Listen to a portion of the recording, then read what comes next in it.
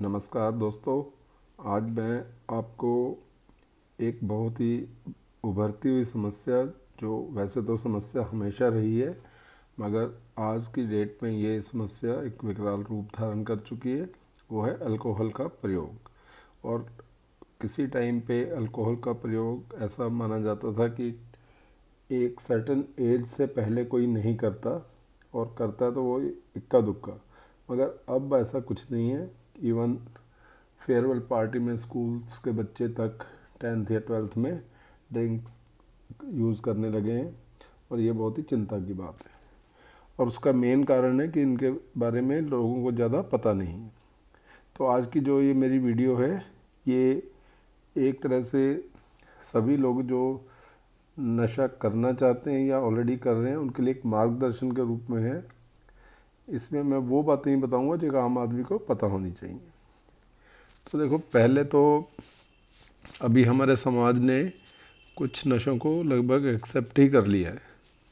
जैसे मुझे याद है, जब हम छोटे थे तो कोई अगर व्यक्ति शराब की बोतल लेके आता था तो वो उसे छुपा के लेके आता था, और अगर किसी को पता चलता था तो समाज में उसको बुरा माना जाता था। लेकिन आजकल ऐसा नहीं है। अच्छे से अच्छे ब्रांड को और ओपन में, मैरिजेज़ में, बर्थडे पार्टीज़ में या घर के किसी फंक्शन में उनको यूज़ किया जाता है। देखो, कभी कैसे टाइम बदलेगा ऐसा सोचा नहीं था। अब शराब के बारे में एक और भ्रांति ये बनाई गई है कि अगर कोई 30 से 60 ml रोज़ पिए तो उसके हार्ट के लिए बहुत अच्छी होती है और ये उसका फ़ायदा करती है। तो इन सब बातों को ज़रा तो विस्तार से जानते हैं कि अल्कोहल कैसे हमारे शरीर को धीरे धीरे अपने काबू में लेती है। देखो, सबसे पहले जब कोई भी व्यक्ति शराब का प्रयोग करता है तो वो एक तरह से एक्सपेरिमेंट के तौर पे इसको किसी सोशल फंक्शन में, शादी वगैरह में लेता है। और कई बार वो बियर से शुरुआत करती है, और वो वाली बियर जिसमें अल्कोहल की मात्रा थोड़ी ज़्यादा रहती है। फिर इस सोशल ड्रिंकिंग में उसे अच्छा लगता है, क्योंकि अल्कोहल का ये रोल तो है कि वो इनिबिशन यूज़ करती है और तुम्हें थोड़ा हाई देती है, तो उसे अच्छा लगता है। इसके बाद वो इसके प्रयोग को थोड़ा बढ़ा देता है, यानी कि जहाँ भी उसे, जैसे पहले उसने एक्सपेरिमेंट के तौर पे लिया, अब वो किसी बर्थडे पार्टी या किसी शादी में जाता है तो अगर अल्कोहल है तो उसे लेना शुरू कर देता है। और कई बार ऐसा भी देखा गया है कि वो अकेले और छुप कर पीना शुरू कर देता है। तो ये इसकी दूसरी स्टेज है। तीसरी स्टेज में प्रॉब्लमेटिक यूज़ आता है अल्कोहल का। प्रॉब्लमेटिक यूज़ में इंडिविजुअल की जो पर्सनल लाइफ, प्रोफेशनल लाइफ और सोशल लाइफ पे इसके नेगेटिव कॉन्सिक्वेंसेस आ जाते हैं। और इसमें वो व्यक्ति बहुत ज़्यादा मात्रा में कई बार ड्रिंक करने लगता है, और उस दौरान वो लड़ाई झगड़े करने लगता है, और उसके आपसी रिश्तों में भी दिक्कत आती है। तो ये प्रॉब्लमेटिक यूज़ में ऐसे होता है। मगर इन सब के बावजूद वो अपने अल्कोहल को पीना चालू रखता है, और इसकी नेक्स्ट स्टेज में पहुंचता है जिसे हम डिपेंडेंस कहते हैं। अब डिपेंडेंस अल्कोहल पे जब डेवलप होती है तो कोई डिपेंडेंसी तब बोलते हैं जब अगर वो ड्रिंक नहीं करेगा तो उसे अपने शरीर में या अपने दिमाग में ऐसा लगेगा जैसे वो ठीक से नहीं काम कर पा रहा है। बहुत ज़्यादा उसे थकावट लगेगी, या उसे काम में मन नहीं लगेगा, या इसी तरह की चीज़ें होंगी, और उसे लगेगा कि मुझे ड्रिंक करूँगा तो मैं ठीक हो जाऊँगा। और इसके बाद वो ये भी नहीं निर्धारित कर पाते कि उन्हें कितनी और कितनी बार ड्रिंक करनी है। और अगर वो ड्रिंक नहीं करते हैं तो उन्हें विथड्रॉवल सिम्टम्स आने लग जाती हैं, यानी कि वो अगर मान लीजिए छोड़ने की कोशिश भी करे तो उसे नहीं छोड़ी जाती। इसके बाद एडिक्शन की समस्या आती है। इस फाइनल स्टेज में ड्रिंकिंग जो है वो एक उसका सेंट्रल फोकस हो जाता है कि उसे तो दारू पीनी ही है, शराब उसे चाहिए ही। जो एडिक्शन है ये एक तरह से ड्रिंकिंग के ऊपर कंट्रोल ख़त्म हो जाना, मतलब कितनी भी पी ले, और कितने, और कंपल्सिव अल्कोहल यूज़, यानी कि उसको ये होएगा कि मुझे तो शराब पीनी ही है, उसकी ज़रूरत ही एक तरह की बन जाती है, चाहे उसके लिए उसको नुकसान शरीर में नुकसान हो, चाहे उसे परेशानियां महसूस हो, चाहे उसको डॉक्टर के पास जाना पड़े, मगर वो ड्रिंकिंग अपनी चालू रखता है।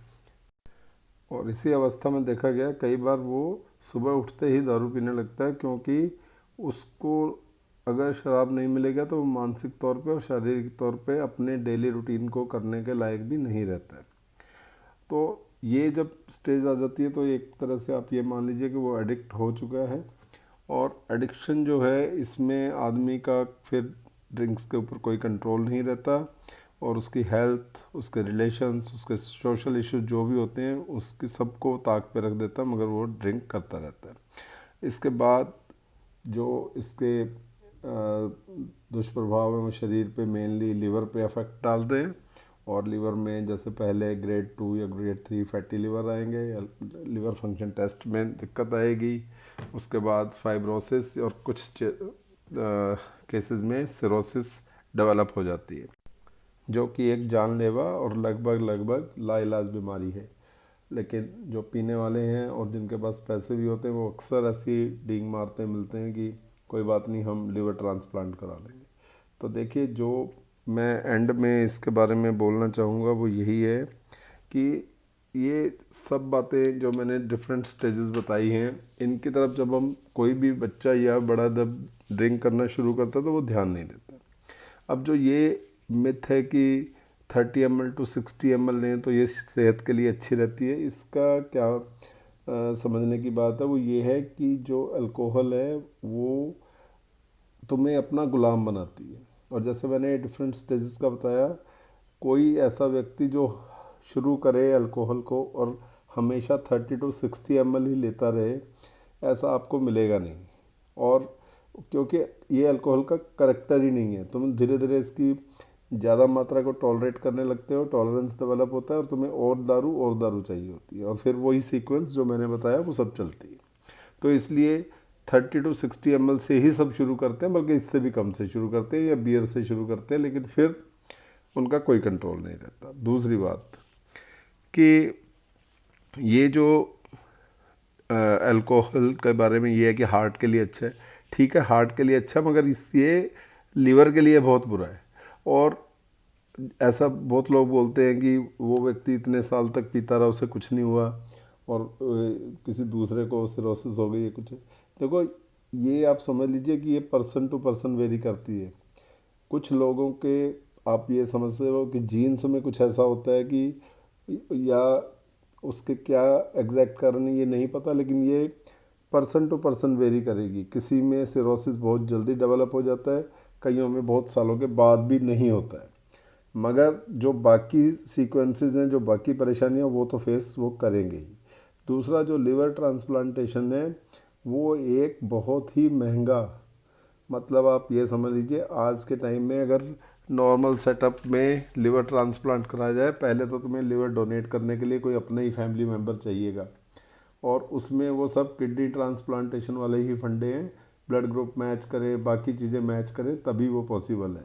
और इसमें इतने पैसे लगते हैं जो आम आदमी के बश की बात ही नहीं रहती, और उसके बाद भी इलाज इसका पूरी लाइफ चलता है और महंगा रहता है। दूसरी बात, जब तुम एक बार अल्कोहल लेना शुरू करते हो तो जिस संगति में तुम आते हो वो, उसमें कई बार और नशे करने वाले भी लोग रहते हैं, और तुम अल्कोहल से शुरू करते करते कई बार दूसरी ड्रग्स जैसे कोकेन, मैरिजुआना या इवन हेरोइन स्मैक तक लेने लगते हो। ये इसकी अलग फॉल आउट है। इसके अलावा तुम अपने परिवार के किसी काम के नहीं रहते हो, सब लोग जो जिन्हें समाज में अच्छा माना जाता है वो आपसे कटने लगते हैं।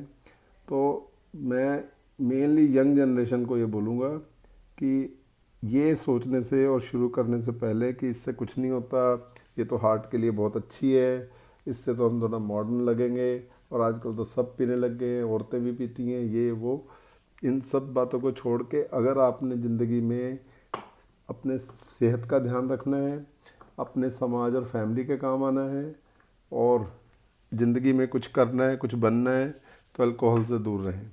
और ये डिपेंडेंसी, टॉलरेंस, इसका ध्यान रखो, ये कोई नहीं बताएगा।